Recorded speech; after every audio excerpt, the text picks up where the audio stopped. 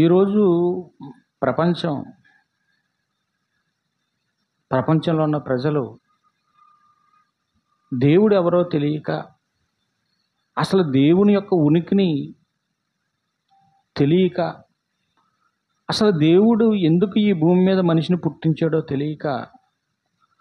నిత్యము మనుషులు తమ కార్యకలాపాలను కొనసాగిస్తూ వారి జీవితాలు దేవుడిచ్చిన మహిమకు,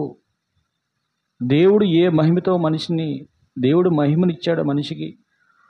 ఆ మహిమకు తగ్గట్లుగా మనిషి బ్రతకక ఆరాధనలోను తమ నిత్య పనులలోను ఏమండి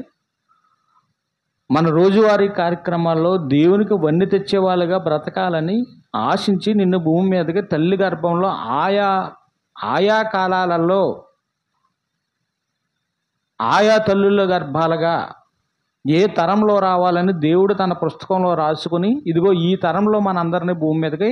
పంపించాడు. ఎందుకు ఆ మాట మనకు అంటున్నామంటే,